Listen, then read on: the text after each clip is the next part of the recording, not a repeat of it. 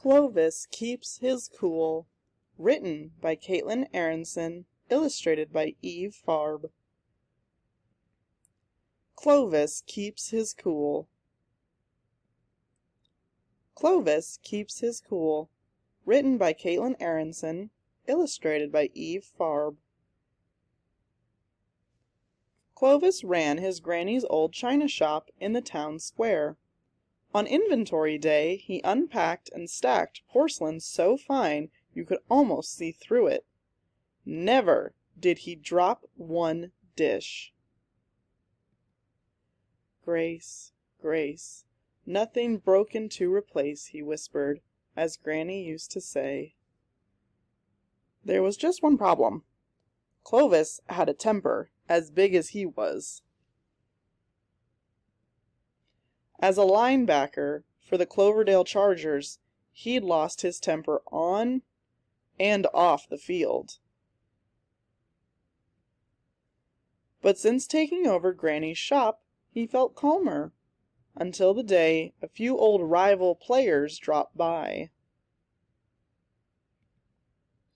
Not them, Clovis thought. He clenched his teeth. Well, looky here, said one. The bull in the china shop. Is that colossal Clovis? Said another. I hardly recognized him in an apron. Ha ha. Yeah, he quit football to play Tea Party, said the third. What a wimp. Clovis clenched his teeth. The anger rose, that old urge to charge. But he resisted. He breathed in on a count of 10. 1, 2, 3, 4, 5, 6, 7, 8, 9, 10. He breathed out. I will not lose my cool, Clovis said. Tired of waiting for a response, the hecklers moved on. On dusting day, Clovis put on soothing music. He spent a while in lotus position, then set to work. Grace, Grace, nothing broken to replace, he sang, and soon the glassware gleamed, until voices rose over the violins. Not again, Clovis thought. You missed a spot, said one. You better watch that big behind, said another. Ha ha ha. Yeah, one false move and crash, said the third. Clovis clenched his teeth. There it was again, that urge to charge. But he resisted. Quickly, he grabbed a fluffy cushion to squeeze. Oops, that was the cat. He stroked her instead. I will not lose my cool, Clovis said. Bored, the hecklers finally gave up and headed home. On display day, Clovis lit a lavender-scented candle.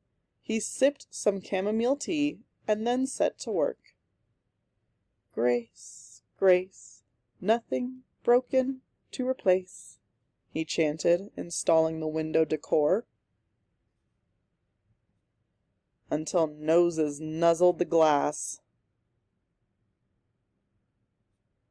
This time they barged into his shop. Fancy a spot of tea, fellas, said one. Oh, isn't that precious? A portrait of his granny, said another. Wow, said the third. I didn't know she had a beard. Clovis was a kettle, about to boil over. How dare they insult Granny? Ha ha! They picked up Granny's once favorite teacup and taunted him. Hey, Clovis, can you still catch a pass? No! Cried Clovis. Don't! He turned too late. Smash! Granny's cup lay in bits at his hooves. Clovis was all out of grace. He chose the chase and charged. Get out! Crash, clash, kabash. Clovis tore through town, hot on the hecklers' hooves. The stampede didn't stop until he chased them into the end of a dark alley. The hecklers huddled together, trembling. This was the Clovis they remembered, the one capable of crushing anything, anyone. Clovis snorted and pawed at the ground. He lowered his horns to strike. And one tiny tea bag dropped into view. Clovis stopped. "Granny," he thought. "Oh, Granny Grace, everything's broken. Your teacup, your shop." From somewhere deep in Clovis's memory, Granny's voice answered, "My dear, Grace, Grace, what is broken can be replaced."